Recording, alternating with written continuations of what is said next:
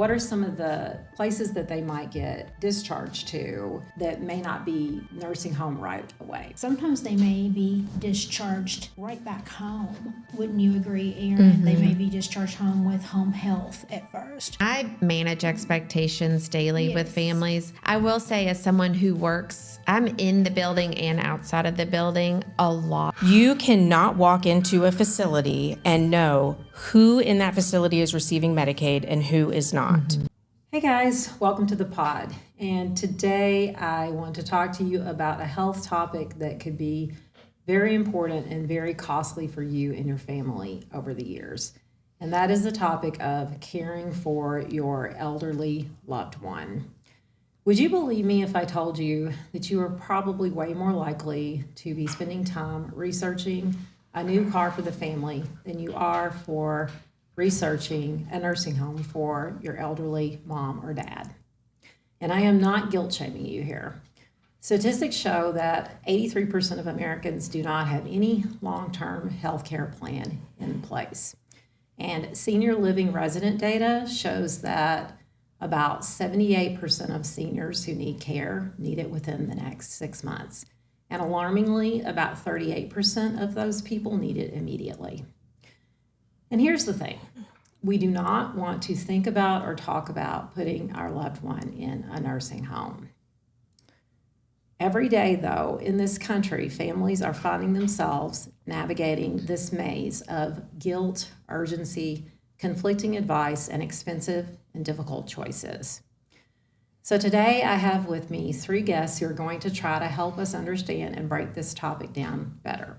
And I think you're going to want to stick around for the entire episode because these women have a ton of information to impart to us. All of these women are incredibly dedicated professionals with decades of experience in the field of elder care. We have with us Robin Gardner. She works in marketing in skilled nursing facilities. She has also worked over the years as a hospital liaison coordinator, and that simply means that she helps coordinate care between the hospitals and the facilities and the patients. We also have Erin Lamon. She works in healthcare and social work and admissions and marketing for skilled nursing communities. She also has some experience working in elder law and as a senior living placement specialist. We also have Michelle Butler. She is an attorney who works for an organization who specializes in helping senior citizens and their families navigate this complex system of healthcare options, payment options, and patient rights. And they also help with estate planning. All 3 of these women are committed to fighting for the rights of the elderly on so many different levels. We are so happy to have them here with us today. Please help me, guys, in welcoming Michelle, Erin, and Robin to the show. Hey, guys. Hi. Hello. Good morning. Thanks for having us. Yes, thank you. I can't believe we were able to pull it off. We got all this in the same place at the same time. All right, so let's jump right in. We have a lot to cover. Okay, so I think I wanted to start this as kind of a story about first. Sometimes I think the need for elder care can be very sudden, like say someone has an acute stroke and it's very severe, but oftentimes, and maybe more of the time, it is gradual. We see our elderly loved ones sort of gradually declining. So I was going to get you guys to talk a little bit about that, what people see, and also, again, many times it doesn't start with one thing. It can be you see dad go into the hospital once, and then 2 months later a second time, and then in a month the third time. So we often don't skip right to nursing home, right? There are steps in between. So while we're talking about the decline of our loved one, what are some of the places that they might get discharged to that may not be nursing home right away? So I will let you guys start. Okay. I think some of the places, and Erin, you can kind of chime in too, that they may get discharged that may not be a skilled nursing facility at first. Sometimes they may be discharged right back home. wouldn't you agree, Erin? They may be discharged home with home health at first, because we notice a lot of times everybody wants to go back home, right? They want to go back home, so they're very resistive, even though they may need to go to skilled nursing. And then we'll see they'll go back home. They may end up having another fall, and then that's or another acute illness, and then that's when we'll get this really emergent call. Or they may be discharged to an assisted living. And what an assisted living is, it's a residential setting for individuals who need minimal help with daily activities. So instead of, just coming straight to a skilled nursing, facility. So there's independent living, there's skilled nurse before you get to those skilled nursing steps. But a lot of times they will go right back home first with home health, because there's a lot of options, there with home health. Yeah. And actually the cool thing about home health, I think it's a great resource, is it does not require any type of hospitalization. No. So if you start to see a decline in your loved one, like maybe mom fell last night, or, dad fell going into the grocery store, whatever. If you reach out to their primary care provider can write an order for home health, and you can go ahead and start getting some therapy in their home. I will say, and I guess I should say this, home health is for folks who are homebound. Right. So if mom or dad is still driving actively, then they would not qualify for home health. But there is outpatient therapy, for those folks. But yeah, so a lot of times that's when you start to see that decline, is like the falls, the hygiene, the kind of withdrawn in their personality. And, but it's typically physical, the fall, that then starts to initiate. You start learning about these different levels of care.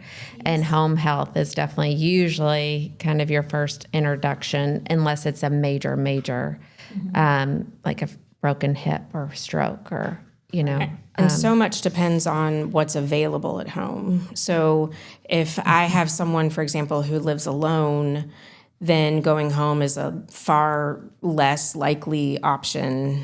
Right. Or I often have older couples who are, as we all will do, not entirely honest with ourselves about our limitations.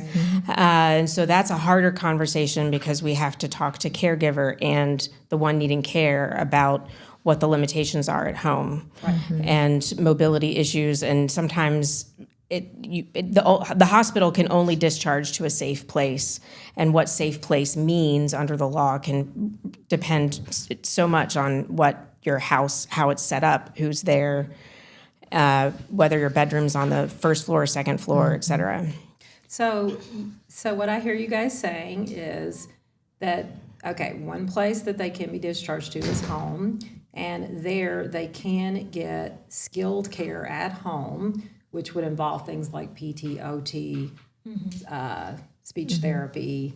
But again, to Erin's point, you have to be homebound. So home is one. And it does not require hospitalization. A lot of people are shocked by that. When I talk to them, and maybe mom had a fall, but she didn't need to go to the hospital, and I'll say, well, did you reach out to her primary care? Do they know? Because they can write an order for home health. I can't believe how many people have no idea that is a resource that exists. There's so much misinformation out there. I swear half my practice is correcting misinformation. And I think the idea of a hospital stay being required is tied so tightly to Medicare covering rehabilitation in skilled nursing facilities, because Medicare will cover rehab but not Medicaid, and for Medicaid to apply in skilled nursing, there's a hospital requirement. So there's so many overlapping, confusing regulations out there. And I would just like to say also, just because you go home from the hospital, sometimes you're not able to stay home. We get calls all the time during that first 48 hours. They may have decided to go home, but we've given them our information, and they've decided they've tried it at home, and now they might need to come back. We're here for them, and we'll help you, as long as they've been seen by therapies. There's certain qualifications to come back into skilled, but that doesn't mean they have to stay home if it's an unsafe plan at home. And I think you brought up two different places, Robin, in this conversation that your loved one could end up at. And the two of those are, you talked about there are assisted living, and under assisted living there is, I think there's completely independent. There is true assisted living where they need help with ADLs. There's also locked memory care units, is my understanding. And also you talked about skilled nursing facilities after the hospital discharge. And I know you both work in those types of arenas. So talk to us about some of the... Okay. So I'll kind of hit on assisted living, and then I'll let you talk. So assisted living, that's more of a residential setting for individuals who need minimal help with daily activities, but they are not going to require 24-hour skilled nursing. Right. So they're more able-bodied, and they require very minimal assistance with bathing, dressing, grooming. They're not going to require that skilled need. When you think of a skilled need, that's going to be somebody that's going to need wound care, assistance with bathing, dressing, grooming, potentially IV antibiotics. That's going to be a pretty heavy need. So assisted living, they really require a very minimal need.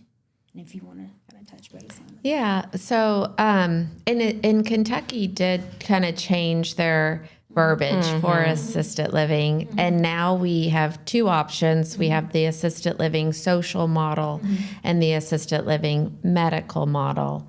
And so depending on the level of care they need, the medical model may be the direction that they need to move into. All memory care communities now in Kentucky have to be the medical model. Right, I would imagine. Which does make sense. Yeah. I was happy they went with that. But a lot of times when I get referrals from the hospital, because that's kind of how a lot of times people find me, is because they are now in the hospital post something, usually a crisis, a stroke, a fall. Right. This is skilled nursing, right? And I'm talking about skilled nursing, but there's two. So when they are reaching out to me and I'm reading the therapy notes, therapy is a lot of times either going to recommend SAR, subacute rehab, or acute rehab. Okay. So not to make things more complicated, but there are two options. Right. And the acute rehab is where they will go. They will get some pretty intense rehab. It's usually about 3 hours a day, not 3 hours in a row, but 3 hours broken up over, different disciplines, physical therapy, occupational therapy, speech therapy. They are going to get just more, it's a more focus on the rehab part of it. I personally feel like if anyone was living at home independently and has a decline, if they were my parent, I would fight for acute, honestly, because I just want to focus on getting them back to that prior level of functioning. However, if this is something that's been ongoing, and look, long-term care could be a very strong possibility, then we probably need to look, that's when I need to take a deeper dive into the chart for subacute rehab, because they're still going to get great therapy. I mean, I love our therapy team. They've worked miracles, but they're not going to get the same number of minutes of rehab. Thing, and I don't mean to interrupt you, that me and you, we notice you can use your acute days and then come to us and use and pick up, because the acute days do not count against If your they're Medicare coded days. correctly under Medicare Part A, that's right. Yeah. Right. Totally And so different we buckets. have great relationships Right. with our acute care. We're trying hard not to name names. Oh, here. sure, We have absolutely. great relationships with our acute care providers. Right. So we're seeing folks get really amazing therapy, and then they'll come to us and use our therapy, and then they're going home and having amazing results with their home health providers. So Yes. what Robin, for the So listener, true. Yeah. is talking about is that acute therapy, and that might even sometimes be in the hospital, right? It's usually a connection of a hospital. I mean, I'm Right. more out of southern Indiana or Indiana markets. My facility, Erin's stationed in Kentucky, but there's a pretty big provider in southern Indiana. There's one in Louisville, Acute. Right. It's all over. But And then, usually so connected with hospitals. she's saying that if your loved one completes those, to Erin's point, it has to be about 3 hours a day that you're able to do this intensive therapy. Again, imagine you've had a stroke, you need physical therapy, occupational speech. And so what Robin's saying is that from there, sometimes they go into skilled nursing facilities. And tell us, guys, what skilled nursing facilities do. Okay, so skilled nursing facilities, they'll come to us. Usually, they'll have a 14, 21, sometimes, depending on the skilled need, up to 100-day stay, depending on what would make a person have a 100-day stay. Because, everybody wants, their goal is, how can I get home as fast as I can? That's the goal. Well, so 100 days, long-term IV antibiotics. They may come to us with chronic wounds, multiple wounds, wound vacs. That would make you have a longer. Right. So a skilled nursing stay, that would be someone, again, with multiple wounds, IV antibiotics. They would need therapy, 5 days a week. Maybe a hip fracture that's not Yes. going as quickly as planned. Pneumonia, a fall.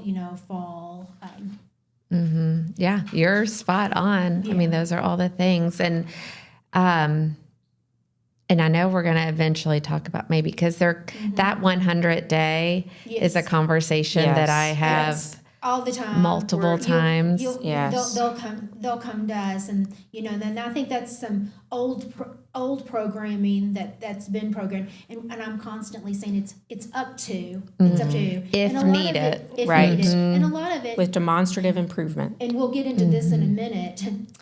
A lot of people, they feel that traditional Medicare is not as umbrella as it used to be, because most people they have the Advantage plans. Right. Advantage plans, I'm going to be 100% honest with you, and we'll touch on that in a minute. They dictate to us Yes. what they are going to pay. Right. And I always tell people, it really does depend on how you are progressing with therapy. Right. And so, listener, we are going to talk about payment for all of this here in just a minute. But I think what everyone is saying is that skilled nursing facilities are basically, their goal is that the patient is rehabable, that Yes. in about 3 weeks they can get you out of the facility, although it can be up to 100 days if there are more complicated issues going on. And then, so that kind of brings us to, what does a nursing home look like as a person that is not really going to thrive at home on their own? Do you guys want to speak about nursing home? Yes. So I do need to interject that the idea of skilled nursing is not the same in the elder law context. So when we're talking about being discharged from a hospital to skilled nursing, it's very important to distinguish whether that's rehab, because Medicare will cover some days of rehab, or if it is not rehab but a long-term placement, then you're moving straight into skilled nursing private pay, which can be upwards of $15,000 a month. So it's important when talking about skilled nursing, because the rehab is often in the exact same facility with the exact same rooms as what we see in skilled nursing, that it's a very different model even in the same hallway. So the way that I help my clients understand it with level of care is, when you have independent living, you're doing everything the way that you normally would. Assisted living in the middle, you still have your own furniture, you still make your own plans, you have options that are there to help structure you, and you have another set of eyes to sort of make sure that you're taking your medicine, that you're eating, that you're getting where you need to be. Once you are at the skilled nursing level, you no longer have your own furniture, you have your hospital bed, you have around-the-clock presence, And one of the things that's important to realize is that the assisted living, you have a very homogeneous population because these are people who have very similar levels of need. Right. Once the assisted living level of care or the facility no longer feels comfortable feeling like they can meet that need and someone moves into skilled nursing, you're there with people who are just barely in need of skilled nursing all the way to people who are very, very sick. And so it's very hard on people when they conceptualize going to skilled nursing from a hospital for rehab. They are often with people who are far more ill or in advanced stages of life than what they want to be around. So it's a very hard reality once you go from assisted into skilled nursing. Yeah, I oftentimes, when I have people come tour my skilled nursing community who have been used to living in assisted living, the first question I ask as soon as they walk in the door, obviously after introduction, but have you ever been into a nursing home before? Because it's, before we walk through these doors, I just want to prepare you that it's different. And a lot of these folks, some of them are bedbound. They are completely dependent on other humans for everything, and when you're at assisted living where it's usually more, even the medical models are still social. I always say they're like a cruise ship on land because you have the meals, the activities, the outings, all the things. And I have definitely walked with folks into the skilled who just, there's tears in their eyes and it's hard for them to think my parents may one day need this level of care, And that's why nobody wants to talk about it. Right. Or prepare for it. Yes. And Erin, on that same note, can you tell the listener, this is my understanding, but I may be wrong, but basically like skilled nursing and basically nursing home placement may be under the same roof. And skilled nursing is more like, okay, we're going to try to rehab you, but it could morph into nursing home placement. Can you tell us just a little bit about that? We really don't hear nursing home anymore. We hear long-term care. Okay. And so people will call me and they'll say, well, they don't need a nursing home. They need long-term care. And I'm like, well, that's just the new age term for nursing home. It's the same thing. And yes, I have definitely had folks who have come to us for skilled nursing. But that's really a billable term. That's how we're billing their Medicare, because Medicare does not pay for long-term care. Right. So really it's kind of a shift in the billing. And the level of care determination for Medicaid to pick up. And for Medicaid as well. However, they sometimes might come to me for short-term rehab, skilled nursing. Right. It's determined they are just not going to be able to return home, and maybe they do not have the resources to pay for any other option. So we need to apply for Medicaid, which your only option then is long-term care. They may stay in the very same room that they came to us for short-term rehab, skilled nursing. Right. And I could see if I did not live in this world every single day where my head would just spin. Sure. If I was trying to even. navigate this for my parents. It's very confusing. If you've never heard of it before. And I'm sorry, yes, Robin. One thing that Michelle and Erin both, them talking to me, remember, if they end up needing to stay, sometimes, and you're going to touch on this in a minute, they're relying on a hospital case manager a lot of times to place them, and they're placed a lot of times by zip codes. But one thing they need to ask, the buildings that we work for, our beds are duly certified. What does that mean? A lot of times when they come to us, if they need to stay with us, our beds are certified for Medicare and Medicaid. Great point. So if they need to stay with us, they can stay in our buildings long term. They can. Right. And so what Robin is saying is that you,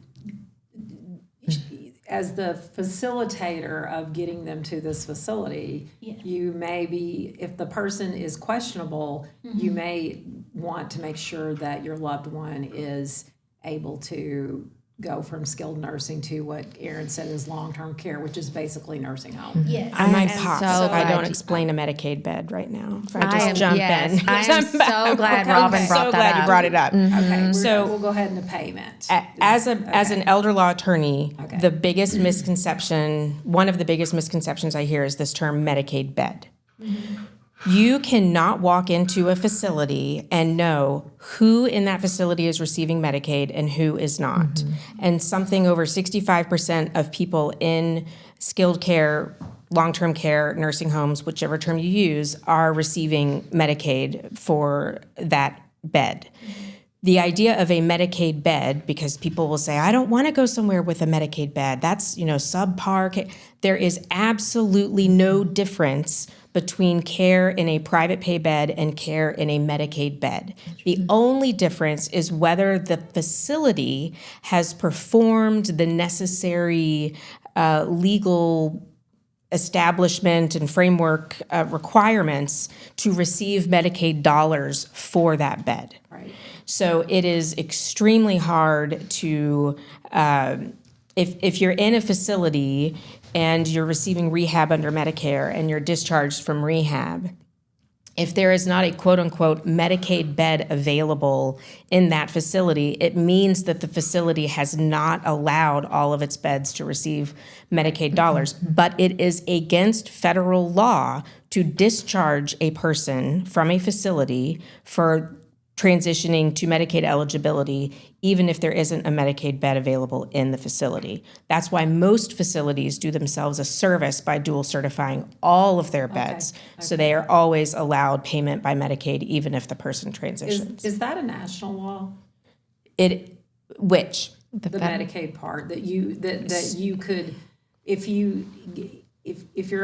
they don't have Medicaid beds, they're still required by law to figure that out. Well, it is, so Medicaid is a federal program what I meant. administered by the states. So there is federal law that kind of outlines it, but each state will have its own rules. And the federal framework is not always what each state will adopt.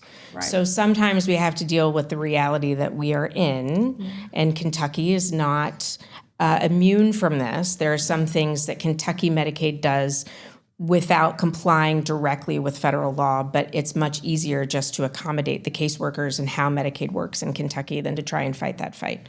So, but it is federal law that there is no, it is not an allowed reason for discharge under the Medicaid rules or whichever statute it is that I'm blanking on. But you cannot discharge a person from a facility for moving into Medicaid eligibility. Right. What happens, unfortunately, is that for facilities that do not have, and this is obviously a passion point of mine, can you tell? For facilities that do not have all of their beds available for Medicaid dollars, they do that on purpose because they receive more money from people who are private paying. And so all love to the facilities, and I have said to clients, I'm not knocking the facilities. This is the system that we're in. It's a for-profit industry. But some facilities would rather gamble not getting paid at all because the bed is not allowed to receive Medicaid dollars, than to ship the person to another facility that does have a Medicaid certified bed available. So they limit the number of beds that can receive Medicaid dollars, so the rest will be guaranteed private pay. Yeah. But they run the risk that if someone moves into Medicaid eligibility and they don't have a Medicaid certified bed available, they're losing money until they can get that person to another facility. So they're allowed to transfer the person to another facility, but they can't discharge them. Yeah. So, yeah, if I could scream from the rooftops to families who are in this crisis, if you find yourself in the crisis, you're in the hospital, you have a case manager assigned to you, be real, say, I need a realistic direction from you, because especially if there is a strong chance that your loved one is going to need long-term care. If your loved one cannot afford $15,000 minimal a month to pay for their care, then you need to be pre-planning so you're not in another crisis in 20 days looking for a place that will accept Medicaid, because we do have companies in our very little town who will gladly take your Medicare and have a Medicare bed available for you. But in 2 weeks, they're not going to have, yeah. And so you've got to ask for that direction from your case manager, or reach out to an elder law attorney. Our preferred time to get involved with families. I'm most able to help families the most when they reach out to me when their loved one's in the hospital. Yes. Yeah. Yeah. And so yeah, I feel like there's a few things we want to touch on here. There's definitely the part where, as you said, Michelle, you want people to reach out to you sooner than later. What facilities are looking for as to where you go. But I do think we also have kind of already gotten into some of the things about payment. And again, a lot of listeners probably have no idea like how this works. So can you guys kind of just, generally some of the ways that these so we just gave you a lot of options post-hospitalization as to what can happen to your loved one. Generally, some of the ways these things get paid for, here's some buzzwords: Medicare, Medicaid, long-term health care insurance, private pay, private insurance, there's VA benefits. So I am wondering if you guys can kind of explain to people how this works, how things get paid for, what is the general progression, where does it start? Who wants to go first?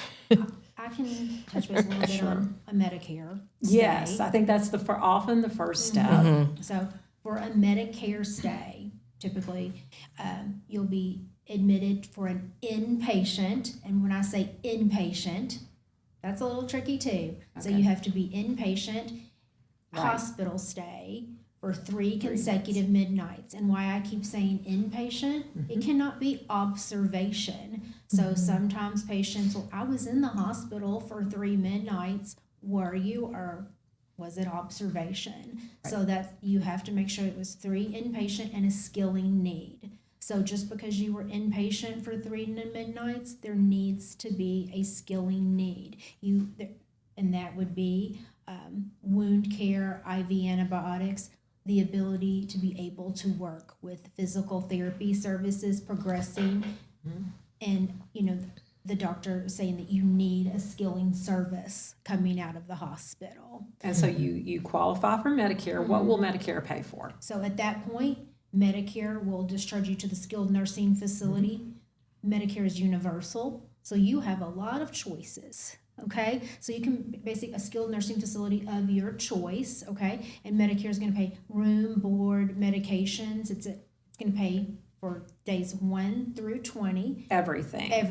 Right. And then at day 21, there's going to be a co-insurance amount, Which could be it's $217 a day right now. Right now. But if you have a supplemental health insurance plan, that covers the copay. Okay. Days 21 through 100, right? up to Okay. If needed. If needed, and it's how you're again With demonstrable improvement. Yes. This is Medicare A and B that we're talking about. This is not Yes. if your Medicare has a Humana or Anthem or United in front of it. That's totally different. We We're almost seeing- need a board. Yes. We are seeing a huge decline of Medicare. It is like the unicorn.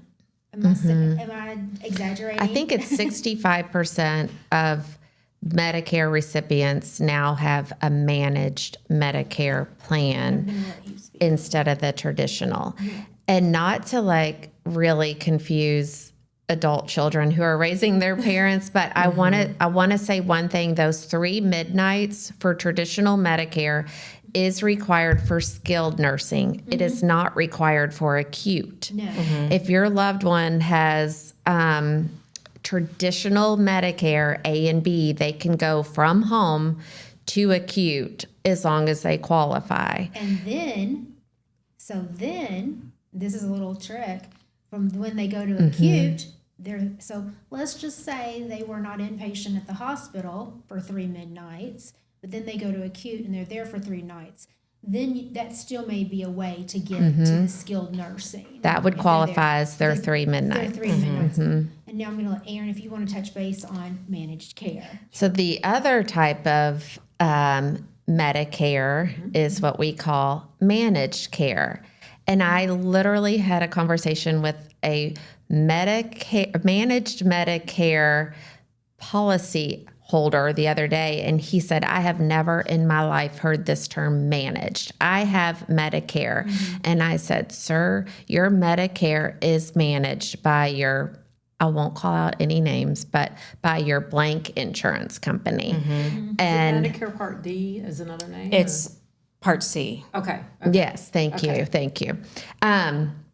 And so he was shocked when I told him that your managed Medicare, which does not require 3 midnights in the hospital now, I could get, it never has, but I'm just saying, like, They'll just reject you instead outright for coverage. they, Appeal and you'll win thank you. usually. So he was shocked that I said, okay, well, they have now approved you for 5 days. 5 days? Yes, sir. We have 5 days. And in 5 days, we're going to send a request. We're going to send your notes of how things have been going and ask for more time. And they'll give another, hopefully, 5 days. And he was like, I have 100 days. No, sir. You have what this insurance company deems you need. This Don't you love insurance being the messenger? company. Oh, he so thought hard. I was just telling him a big fib, and I said, call your congressman. It's hard. I mean, this So is are the you saying that if you have Medicare C or managed Medicare, that it's working with your private insurance and it is not as comprehensive as just plain old Medicare A and B? different. It's different. Okay, that was what my understanding It's was. managed It's by managed. your care is being your amount of care that you're going to get is being determined by someone who is sitting in a building, no telling where, Or AI. rather than your traditional Medicare allows the providers who are working with you in front of you, hands-on, to determine your length of stay. You're managed. Is it your recommendation people don't go for the managed Medicare? 100%. So, Okay. and I'll break this down just because I have no problem with words Yeah. letting them. I love that. Traditional Medicare, Medicare Part A and Part B, Yeah. any way that one person can stay or acquire, obtain, switch to Medicare Part A and B, traditional Medicare, is the Medicare that people want. Okay. Unfortunately, this term privatization and Medicare privatization, and we need to have private dollars covering Medicare, private, that is what Medicare Advantage plans are. It's the privatization of Medicare where Medicare is being outsourced. Everyone thinks the government is so big and bad. Unfortunately, what you're doing is outsourcing the care from government standards to private insurers who are profit driven. Right. And they are not going to, they sell the plans. I am not a fan of Medicare Advantage plans. There are some that are decent, and they often bring people in because they have better prescription coverage. But when I deal with families in crisis, it is an absolute nightmare. Yeah. It is. There is no amount of money in the world worth the paperwork required to keep someone getting help. I mean, I have had a quadriplegic with a wound in stage 3 denied rehab. Oh, yeah. I mean, it's just it's unfathomable. And then the people who are suffering and their families get mad at us because we're trying to explain to them, listen, this is how it works, and we're sorry that your parent was sold this terrible deal, but that's what the government has been doing lately, is privatizing Medicare in a way that's very, very disadvantageous to seniors. And they sometimes think it's, the other day, I had a little lady at her bedside. She really thought that she had signed up for a new prescription drug plan, and she was ready to come to my facility, and she had signed up for a replacement plan that made her out of network. Oh, yeah. They'll scam. and it. Yeah, okay. so Replacement's this is another term, thing. Medicare So you can't I replacement. go know. where you want We to should go. have a That's part right. 2 on We this. should, Dear because it listener. makes my blood boil. Me too. You have to be involved. I mean, in your family, and I know that that's not always possible. But you should be paying attention to these things. You should have your older person pay attention to these things. All right. So from what I'm hearing from you guys, we definitely prefer Medicare A and B, and With the look at supplement anything else. That's the chef's best kiss. way. Anything else that you might be signing up for, you need to really read between the lines. So explain to us again, Medicaid. Like, how does this factor in?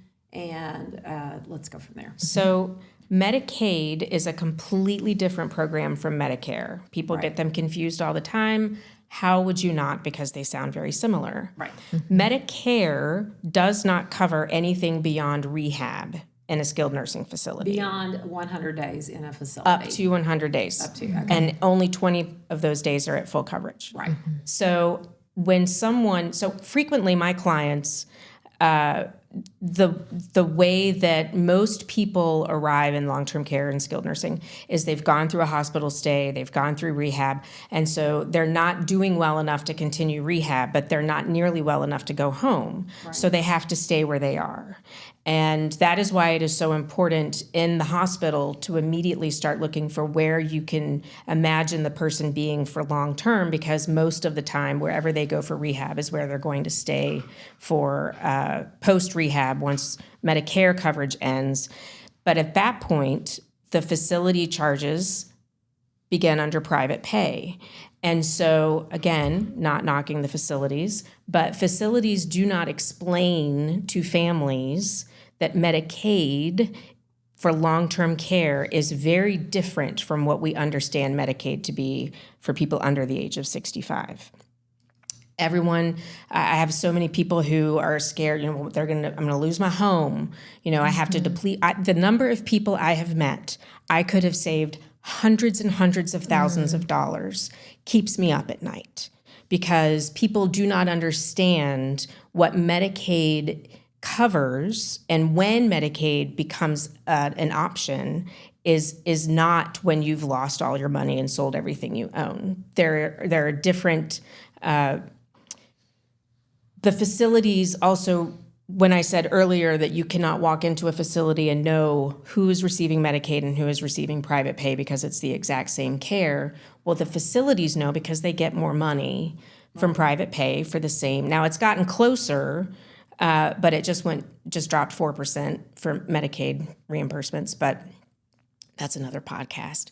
So Medicaid, when you are a single person, if you are not married, Medicaid allows you to keep certain resources. So you have income that you get every month, your Social Security, your pension. Then you have assets or resources. That's the stuff you already have, your savings, your retirement, life insurance, your house, cash. And what the facilities want to know is, do you have enough money to pay for 6 months, 12 months for private pay?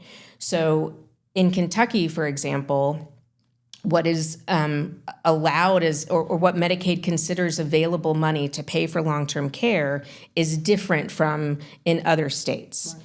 So when determining if Medicaid is an option, we look only at those things that Medicaid considers available to pay for care. That does not include your that does not include your qualified retirement account. That does not include your house. That does not include a whole host of things that people liquidate to pay privately at the nursing home because they don't understand, and the facilities are not in the business of explaining this very complicated legal framework, which is why I have a practice dedicated to elder law. So Medicaid will step in once you have established your resources or your available assets under the allowed threshold, but we move resources to other, I draw buckets on a whiteboard, and I say Medicaid will count the money in this bucket, but not the money in this bucket. So we move things over to the buckets that Medicaid doesn't count before we start spending everything. I can always exclude the home. the number of people who try to, just the anxiety of losing the home. They think they have to sell their home to pay for their care. You do not have to sell your home to pay for your care. The worst thing most families can do is add someone to their deed. So you'll have someone who's purchased a house, 50 years ago. And I had one client whose wife died, and he had been in his house for over 50 years, and he didn't want to lose his house if he needed to go to a nursing home. He was in his 90s, so he wanted to add his daughter to the deed. Well, that would have been a disaster for tax issues because I won't bore you with capital gains talk, but people do things without understanding the full consequence. Yes. And as a result, I was able to save that family close to $250,000 just by stopping him from adding his daughter to the deed, and we were still able to protect the home. So I have a question. All right. So generally, okay, we've exhausted the Medicare part. And if you're, let's just call it long-term care or nursing home. Okay. So one option is possibly Medicaid to pay for this, right? But you guys are telling me, I think, that if there's a private piece to that, they're going to try to draw from that as well. It's one or the other. So a facility will want you to come in if you can demonstrate the ability to pay $15,000 a month. But okay, so all right, two questions. What, first off, let's say that I don't know how to phrase this. You don't have Medicaid. Is there a way that you can get it to? And when you said that about the facility, who can afford to pay whatever you said a minute ago, approximately $15,000 a month? I mean, that's not No one realistic. has Medicaid when they first come into I have yet to, if you already have Medicaid when you get to a facility, then I've never met you because you're just automatically Yeah, But but there's so many people that, right? I mean, that's So the big argument lately is one of with the Medicaid, things they're trying to that withdraw we do benefits. is it's considered crisis planning. So you can have pre-planning. So one step a little back if I can. Sure. I was a litigator for almost 20 years. I was in Washington, D.C., I went to Georgetown Law School. That was what I did. I am in elder law now because my father, who never remarried after my mom died when I was a kid, tripped over his own 2 feet, perfectly healthy, landed on his neck, and became a quadriplegic. So I came into this with just deer in headlights, no idea what to do. So part of what my goal in my practice is to maximize quality of life for the people needing care and the caregiver, and to prevent the hemorrhaging of money that my own family experienced because I just didn't know what I didn't know. So most of the time, people will, who do we ask for information but the people who are taking care of our loved one? It is not in the facility's lexicon or scope of what they need to do to explain the regulations under Medicaid for long-term care. So it is easier to say it's $15,000 a month, figure out how to pay for it. Families will then go selling their, they'll sell their house, they'll deplete their retirement accounts, they'll find any way that they can to pay for it without, what we want to do is you want to be able to consult with an attorney. I don't know how to exactly say it, but so one of the things we do when people are aging, we can do pre-planning where we don't ever want to go to a nursing home. Okay, no one plans to go to a nursing home. Most of us statistically will end up there for some part of time. So I work with families, especially people like me who have kids at home and aging, well, my parents are now both gone, but who had aging parents, to to isolate the assets ahead of time so that they're protected from long-term care costs. So then if there's a need in the future for long-term care, those assets are already not going to be used to pay for that care. We have Medicaid eligibility immediately. Other times, and more commonly, people are in the nursing home and suddenly have to come up with a way to pay for it, and they think your income, so if someone gets $5,000 a month, Social Security and pension, Medicaid will always pick up the difference in income. Okay, it doesn't matter what your income is. People see that income limit that's on all the, $2,982 a month. Well, I'll never get Medicaid because I get more than that in Social Security. As long as you don't make enough each month to pay the nursing home bill, Medicaid will pick up that difference. So we don't care about income until the time that you actually apply for it. And I can get anybody, no matter their income, as long as it's less than the amount of the nursing home bill, you will become eligible for Medicaid to cover that difference. Okay, so anybody, it doesn't matter if what your income level is, you can become. Oh, yeah. Absolutely. Okay. Yeah, but there is definitely some folks who will say, "Oh, you make too much money," but that's when you do need to consult with an elder law attorney, because we won't even get into all those steps, but there are things that they can do where they'll still qualify. Okay. And I think with Michelle, she is an elder law attorney, and she does get folks who come to her, and anyone who owns a home, has done a great job saving, has investments, that kind of stuff, should always, always, always consult with an elder law attorney. We do have other folks who are very hard workers, blue collar workers, but made enough to survive, and who have come to me and absolutely have nothing to preserve, and not anything to put towards their care other than their income. And when that happens, I admit them what we call Medicaid pending, because you have to be in a Medicaid bed for 30 days before you can even qualify. So I can't even officially get them on Medicaid until they've been with us for a month. So they come to us and don't give me anything, because you do not pay your patient liability the first month that you're with us. We just make sure that you're below the $2,000 at the end of that month that you moved in, so that the following month we can start the Medicaid application. And that's how that works. And Medicaid has retroactivity for 3 months. So people who are not able to pay right away or not able to apply right away, I just remind them that we never apply the same month that we're eligible. We apply at least the following month, and then that goes back in time for retroactive coverage. And I will say, one reason, there are many reasons why I love Erin Lamon, but I applaud Richwood, and Richwood is one of my favorite facilities, because they are one of the few places that have very honest conversations and are willing to work with people who are in need of care but don't have the resources to spend privately for 6 months out the get. And Erin is Richwood and the facilities like Richwood that are willing to have these conversations very honestly at the beginning are just far more care focused than profit focused. And that's one of the things that I just can't emphasize enough, and why I love Erin to bits. If we can help a family, a human, we are going to. It's just, that's why nursing homes, long-term care, Medicaid exists.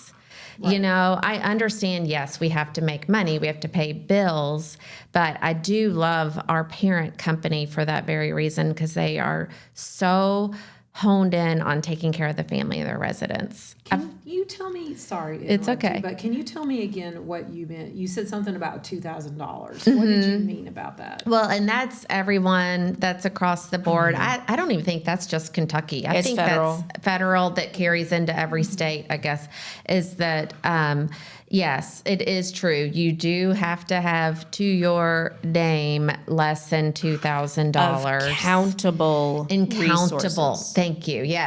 Yes, incountable There resources. are non-countable resources that could be in the millions. Right. But if you only have $2,000 in countable resources, that's the Medicaid eligibility. So is this a game, basically, that you have to get that person to look like on paper that they only have $2,000 a month? Like say somebody like me, am I going to have to pay $15,000 because of my income? Well, so I will say this. I am a huge believer in private pay. Okay, I tell people who come in my office, no one's entitled to an inheritance. This is your family, your parents' money. This is to maximize their quality of life. And private pay is how we get the maximum quality of life in facilities of our choosing. So I am not someone who does Medicaid planning in order to ensure that the kids will have assets one day after the parent dies. I absolutely not. I know that that's what many people think of when they think of elder law attorneys and Medicaid planning, but my goal is I always want people to start private pay. When you say that, again, question, like does that mean those of us that could technically that like don't fall into that $2,000 or less bucket? Does that mean that we would be required to pay $12,000 to $15,000 a month? And the reason I ask that is because that even for somebody like me, I'm a physician, that would be a stretch. So here's the lawyer in the room saying Okay. it depends. Okay. Okay, so if you are a single person, and we're only talking about single people in this $2,000 window for now. Okay. If you have $100,000 sitting around in cash, I'm going to tell you to spend it on your care. What else is it there for? Okay. So I am a believer in private pay in the sense that when you have resources, the way that facilities operate and become, maintain strong care providers is to have adequate income. If someone has $500,000 sitting around, Right. I'm not going to tell you to pursue Medicaid. I'm going to tell you to pay for your care. That's what it's for. Okay. If someone has, most of my clients have somewhere between, maybe $100,000 and $200,000 in savings, and they have a house. And their biggest fear is they don't want to lose the house. Okay. So I explained the law about how we preserve the house, and then usually whatever available resources, which would exclude qualified retirement accounts and certain kinds of life insurance policies, et cetera, we always spend about half of that on private pay because that's the investment you make in your care. I'm not there's no way to be.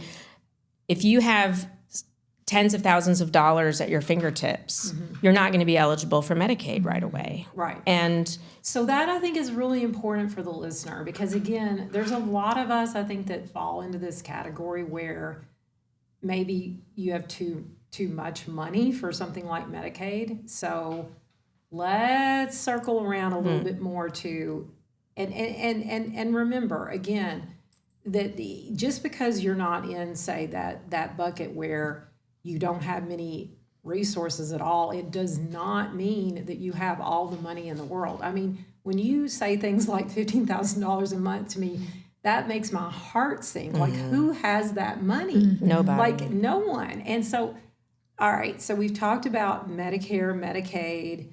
We've talked about private pay. What are some other ways we can use to help us find funds? VA, I know we've talked about that before.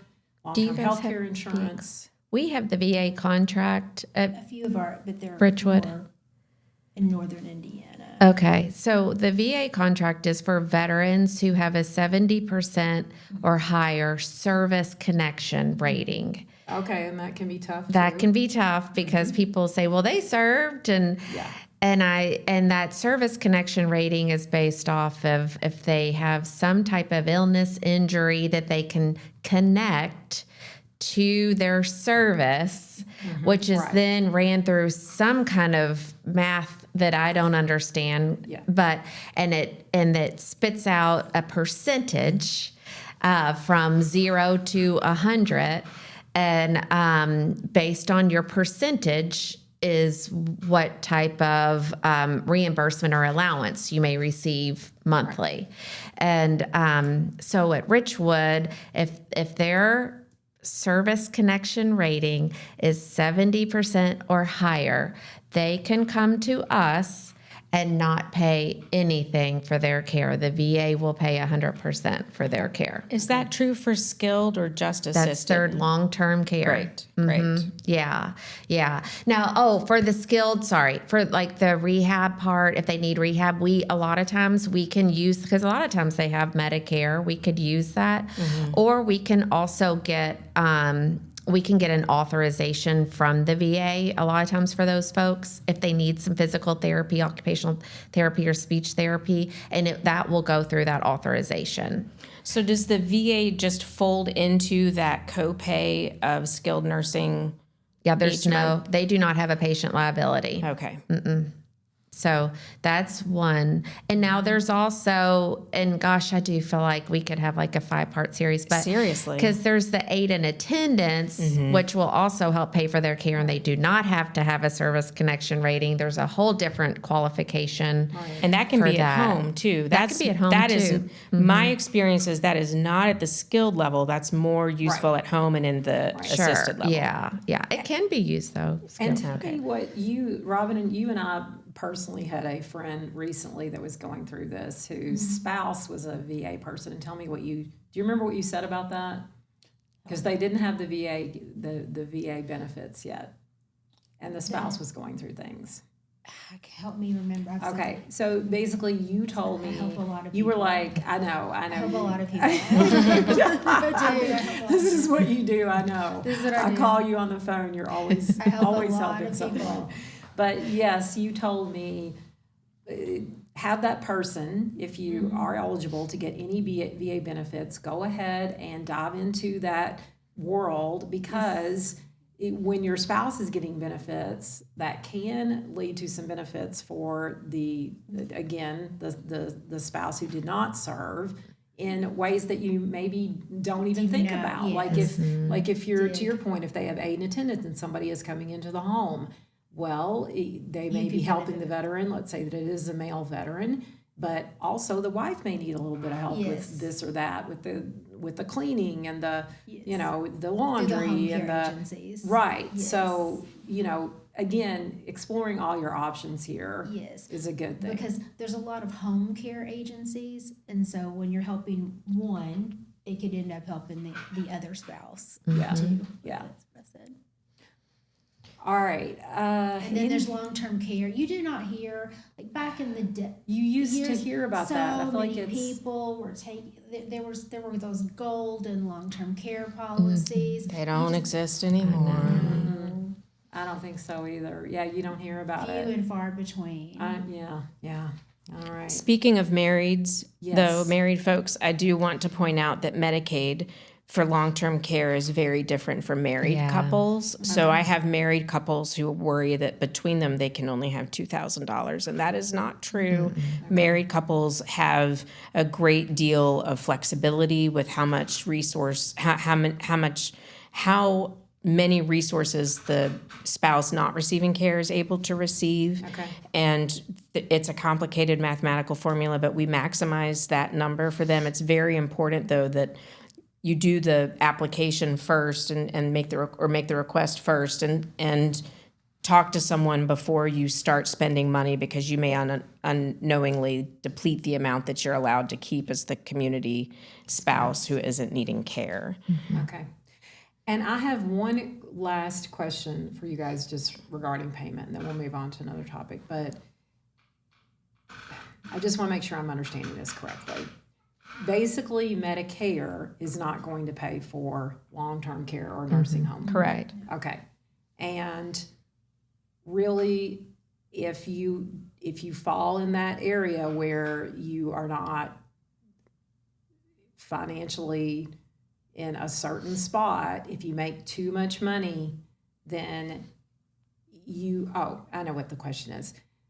Will private insurance pay for some of that? Like, okay, as an example, I work for a federal agency. I have healthcare insurance for the rest of my life. Does private insurance just doesn't pay for any of that, right? Okay, No, this you're is right. Extremely, like, I think I'm having heart palpitations. Okay, all right. Well, let's move on to another topic that could cause some people to have some heart palpitations. I just want you guys to briefly touch on some of the things that you may see in terms of problems in nursing homes. Because I think that's something that just this folklore, mythical, like in the realm of the universe, that you hear all these things, and it's like the Loch Ness Monster or Bigfoot. Like, is it real though? Like, okay, what do people do if there are problems? And some of the problems could be, is your loved one not receiving the therapies that you think they need, physical, occupational? Maybe your loved one wants to eat at 8 a.m. instead of 6 a.m. Maybe they need a walk every day that helps their mental health. Other problems you might see, use of restraints or antipsychotics. I think another problem would be, what about your bed? Like, just generally, are they supposed to, I think you guys talked about this a little earlier, and I don't even remember what you said, but are they supposed to keep your bed if you go to the hospital, or also do they have the right to transfer you within the same facility? So I don't know. Can you guys touch on some of the things that problems you might see in the nursing home? Well, the litigator in me would come out now, but I will quell my, there are lawsuits about this all the time. Yeah. But there are so many good facilities that are wrongly lumped in with facilities where I would truly not send my dog. Okay. And so we're going to talk about that too. the most important thing to do for anyone is be present. Absolutely. Any facility that has a loved one coming and putting eyes on the resident and being there and just having a relationship with the people that are providing the care, that is the number one way to avoid problems. And my input is, I've been working in this industry for over 30 years, not to say my age, but but moving, I always say, if you're going to move in, if it's going to be long-term, kind of treat it as a family. And sometimes families, they're not perfect. There may be issues, but try, to work together, work with the facility. Every facility has a resident council. Ask to know the resident council president. They really know what's going on. They're the heartbeat kind of the facility. Okay. There's an ombudsman. Okay. Ask to know, so if there is a problem and you need to take it outside, there is a nursing home administrator. They're typically the pulse of the facility, a director of nursing. There will be a Robin and an Erin that can help you, a social worker. Some of the problems, that you might feel that might be increased falls if your loved one falls, but you can They're not getting cleaned up. Yeah, but I'll be honest. You can fall at home. Sure. That can happen. Absolutely, yes. But what can some of those resolutions be? Right. Can we get a bed lower to the ground? I mean, we want to work together. We want to help fix things. We want to help make things right. But, and Erin, you can jump in here too, because I'm trying to think of some of the other issues that we hear. Your call light. Some of the things. I waited 3 hours for my call. Some of the things I've heard in my 30 Sure. My 30 years of working at Right. different facilities. So, if that's true, that is a problem. Right. And we've got to get that fixed. Right. Just some of the issues I've heard, not necessarily at this companies, but I've worked at different companies over the 30 years. So there's an ombudsman posted at every facility. That is your advocate. Find out who your ombudsman is. Can you explain to the listener what is the ombudsman? The ombudsman is the resident's advocate. Okay. They visit each facility. So if there's a problem, so Betty Sue, she is a resident at Maple. I'm trying to Maple Grove Nursing Home. Maple Grove. That's a real facility. Oh, yeah, okay. Oh, okay. We were talking about That's a them, great. guys. That's a great facility. But let's say that she doesn't like her resident. Her roommate, and she is asked to be moved, and no one will move her. So Nursing Home X has provided her with her. That ombudsman is an advocate for her, that will visit her, that will help find a resolution for her problems, that is employed by the state. Yeah, and they attend all the resident council meetings Yes, and listen communicate. to the Yeah, they resident. usually have a pretty good pulse Oh, they're great. on what's going on. It's a volunteer position. Some are paid. Some- The just Kentucky kinda depends. Ombudsman is fabulous, and there's one in each area of the Commonwealth. And so whenever we have an issue with one of our client residents, that's the first call we make, because usually having the ombudsman serve as almost a mediator between the family and the facility, that we come up with a solution and people work together. So, but again, it's super facility dependent. Yeah. Well, and you had brought that up as a possible topic, and about choosing the facility. Yes. What are some red flags? What are some common So- mistakes? What are some things we do and don't want to sign? And Okay. you may have something else to say, though. I'm going to let you jump into some of this. Okay. Well, so in choosing a facility, just and kind of like choosing a company. And Erin and I are a little bit alike in this. I've always kind of went for working for the nonprofit or the family owned. Why do I do that? I tend to find that there's a longevity of, like where I work at currently. My administrators, and a lot of them have been there 10, 15 plus years. So with that, you're going to find more of continuity of care, so to say. And I feel that brings more accountability. Okay.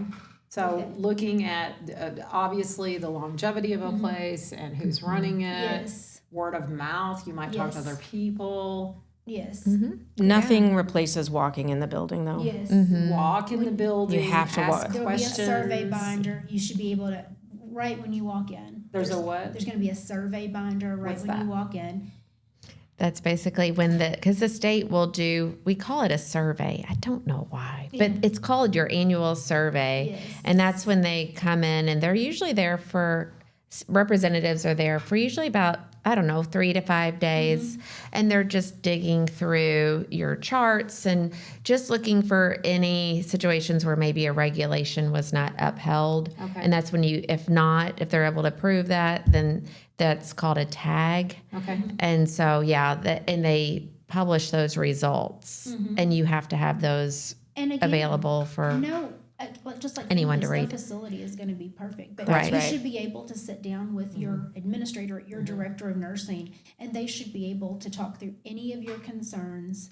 I know my company does openly and explain, any concerns you should be able to walk in. I was doing a senior expo yesterday. I had a family walk up to me, and they wanted to tour one of my buildings, and I said, okay.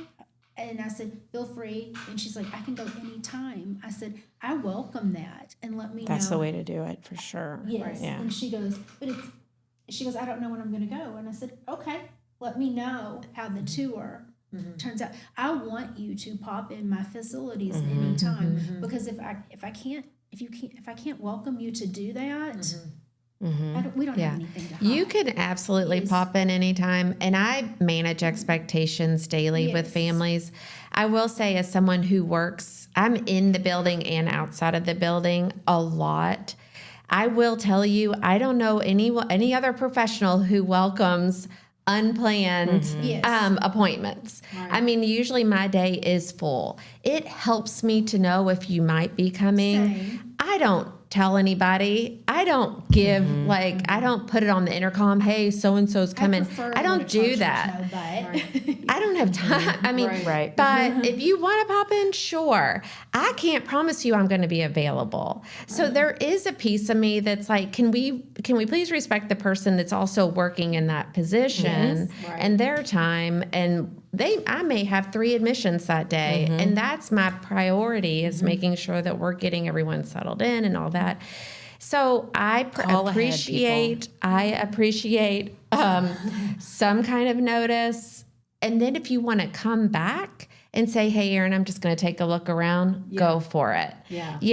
But I will say, as someone who works in the building, that sometimes my day is full, and I don't want to give you a 5-minute tour. I want to be able to spend some time with you and answer your questions. So you recommend calling and setting up an I appointment? prefer that. I do. Okay. And I know I used to tell people to Yeah. show up unexpectedly, Yeah.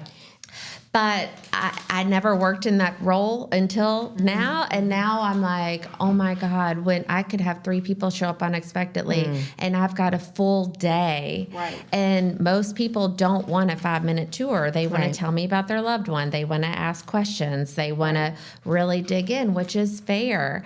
But it's, in a way, to me, I'm like, okay, I didn't really have 30, 45 minutes set aside for this unexpected guest, But if you want to, go for it. And I, as a daughter, you know, because I am an adult daughter. Fortunately, thank you, Jesus, my parents are so healthy.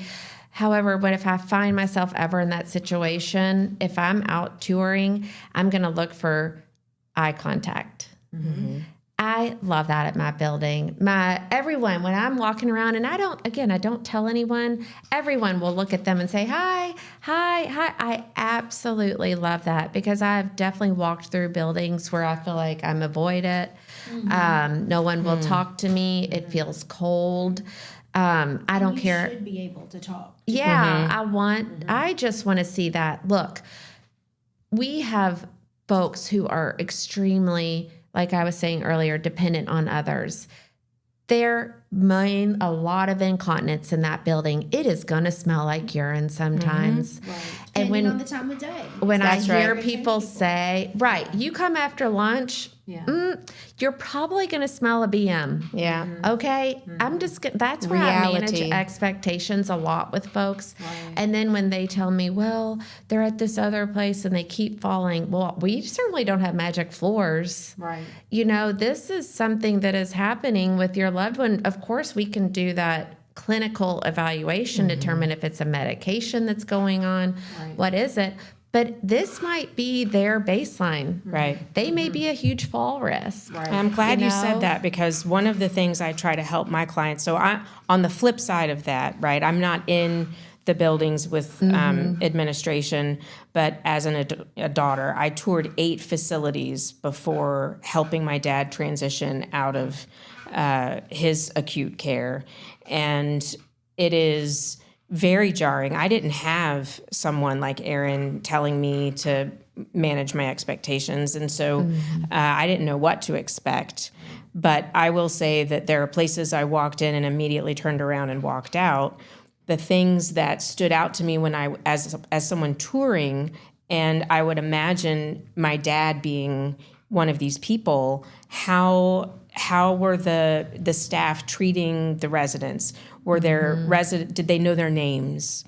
You know, you're always going to have people who are just sitting in the hall. Are they sitting in the hall occupied? Is someone aware that they're sitting in the hall? And clean. Are they Is their clean? hair brushed? Is Are their clothes clean? Is there any joy? I mean, is there color? Is there Yes. vibrancy? Right. Because there are some can places feel that it. just feel like a warehouse for old people, Right. and that is not the vibe that I'm going for. Exactly. I want to bring up, I'm going to forget it if I do Okay. not bring it Sure. up.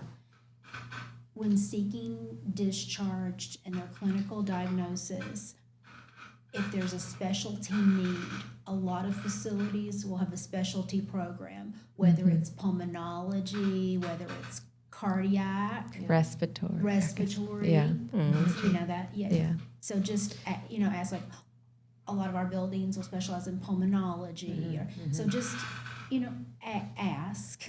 Right. That might Memory be- care. Memory care, and memory care.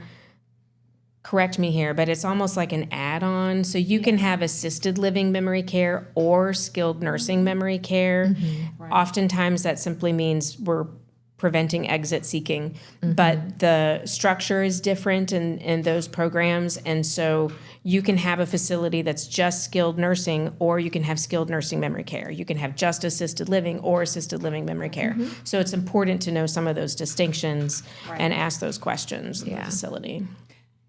And we probably need to wrap up in like a few minutes, and this is probably going to be a big ask of you guys, but I did want to go over just briefly for the listener the 4 terms that I think are important when we're talking about estate planning, and also when you're in the hospital, and who's in charge of what, and if you're incapacitated. So those 4 terms, and again, if we can just give like a really brief overview for people what they mean, and maybe a good reason to start thinking about this for yourself, your mom, your dad, whatever. But those 4 terms legally: power of attorney, advance directive, living will, guardianship. Can you guys touch on those for me? Absolutely. So a power of attorney is the most important document on earth. Okay. And everyone, no matter your age, your health, 18 and up? well, 18 and up, yes. But once you turn 18, a power of attorney is someone you have a power of attorney for finances or property. This is someone you are naming to stand in your shoes and manage your affairs. There are different kinds. I will say this. Most people talk about appointing someone to make decisions for you if you cannot. I, at Tupper Butler Law, say we appoint someone to execute decisions that you've already made. Because if you are the person making those decisions, it is not, ask me how I know. You do not want to be the person making decisions. It's much easier to be told what those decisions are and carry them out. Make those decisions ahead of time, and then. So a power of attorney for finances is what someone needs to be able to manage the financial accounts or other kinds of property of someone who's incapacitated. A power of attorney expires with death, so it's only good during the person's lifetime. An advance directive or a living will, well, let me back up. There's a power of attorney for finances, but there's also a power of attorney for health care. Sometimes they're in the same document. Kentucky doesn't like them to be in the same document. I personally don't like them to be in the same document because I usually don't want them to be the same person. And you can have co-agents for financial matters, but I would only want one agent for health care because people think the fighting between families happens in the courtroom after death. It happens in the hospital. Well, mom wants this. Mom told me she wants this. Well, I don't want that. A healthcare power of attorney is the tiebreaker. So you're appointing someone, again, in my language, to execute decisions you've already made to make sure that there is a decision-making authority over your healthcare if you're unable to communicate that yourself. A healthcare power of attorney is someone you appoint, someone you name for any situation, life-threatening, a hangnail, amputation, whatever it is.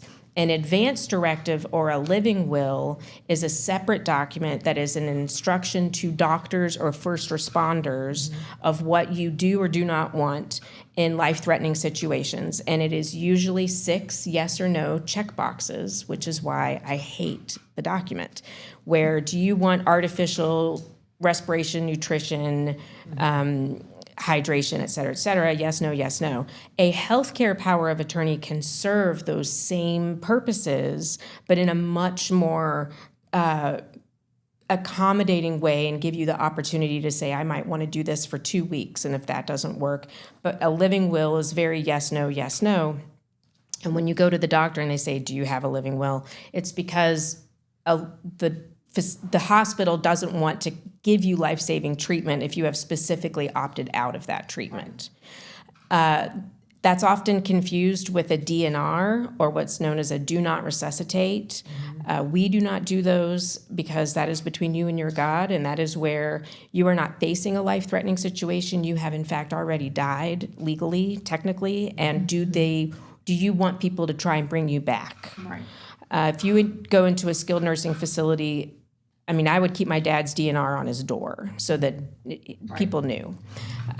Guardianship is the circumstance when we have not done any planning, we do not have a power of attorney that we've appointed ourselves, and become incapacitated and need someone then to go to court and seek guardianship, which is a court-ordered it's what we do when we don't have a power. The reason why we want a power of attorney is so that we don't have to seek guardianship in court. Okay. So if something happens to me and I don't have a power of attorney, no one can manage my finances unless they go to court and seek guardianship of that, and the court allows that person to. How long does that take? It's not quick and it's expensive. Okay, so word to the listener, you really want to get all this done beforehand. You want an advance directive and your living will, power of attorney. Sorry. Yes. Mm-hmm. And also with guardianship, there can be instances, I believe, like say you have a very demented parent, like in those cases, you might have to have a guardianship. So right? If we work with people who have not done any planning, but they have, I will say this, it is guardianship and conservatorship and these terms from court you are not able to replace the decision making of someone. If you are a power of attorney agent, you are not there to make decisions for your parent that you are only there to execute what they want. It's in their best interest. And people sometimes come to me and say, well, I want guardianship so they can tell their parent what to do. She needs to be in a home and she's not going. That is not, we still have freedom to make bad decisions, even if, the threshold for being actually committed somewhere is a completely different level that nothing we've discussed touches on that. So we're talking about, for power of attorney, you're acting in their shoes, doing what they want. Guardianship, ostensibly, is a similar level, but you have to go to court to get permission to do it because the person didn't execute any legal document in time before there was a need for it. So let me make sure I understand this. So, like, let's say before my parent gets severe dementia, if they have an advanced or a power of attorney for if they have finances. a power of attorney, that doesn't mean that then I would have to go ask for guardianship. That's exactly why you have a power of attorney. You would want, we only do durable power of attorneys, which means it's durable through an incapacity. It remains in place if there's an incapacity. There's something called a springing power of attorney, which is no one has that until there is an incapacity.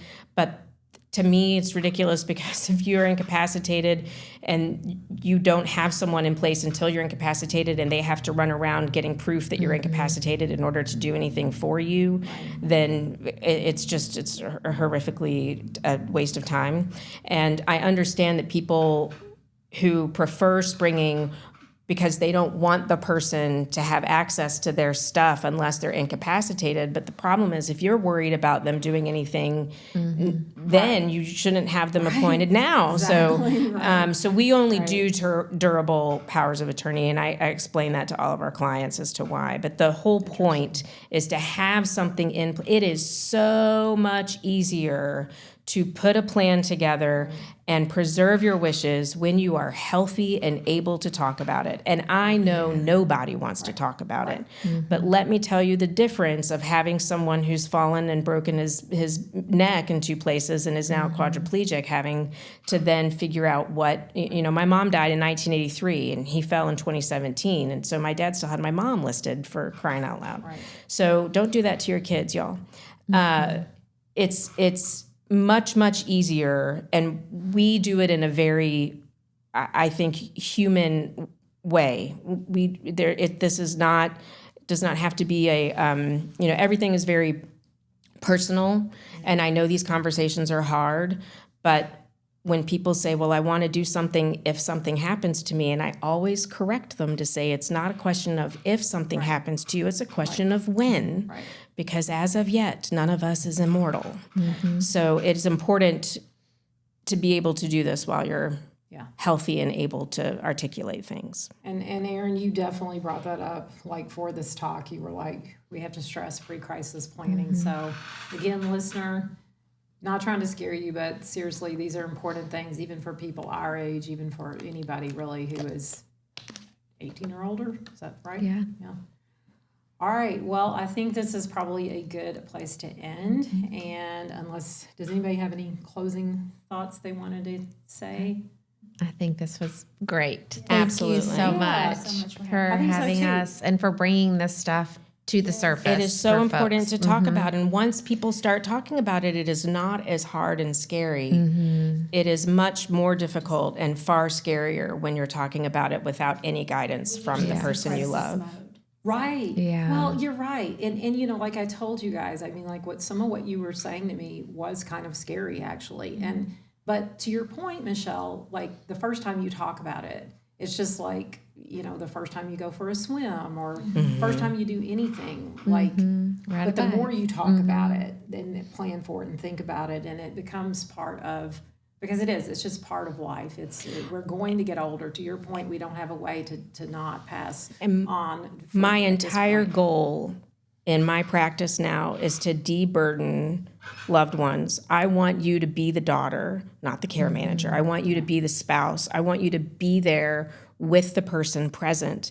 We had 3 years with my dad after his fall, and it was incredibly difficult. I wouldn't trade it in for anything. But because we were able to cover so much in discussion prior to his death, I was able to just be his daughter next to him when he died. I did not have to make any decisions, and it was the best gift he gave me. Absolutely. Another great Well point. said. Yeah. All right. Thank you so much, you guys, for being here today. you so I know much. that you guys professionally, you're super busy. Also, you're personally busy. You have lives, and you try to do all the things that you do for our elderly population. We so appreciate it. And we appreciate you, listener, for being here with us. If you've stuck around to the end, I'm going to assume that this is probably a topic that interests you. And again, you probably have friends that this would interest. Please share this video with them. And if you are on YouTube, please subscribe to the channel. It helps out big time in the algorithm. Also like the video. I am also on TikTok and Spotify. And my email should be in the show notes below. It is notyourparentsamerica03@gmail.com. That's all one word. Please feel free to email me about anything, questions, comments, if you have ideas for topics. We really appreciate each and every one of you. We could not do this without you.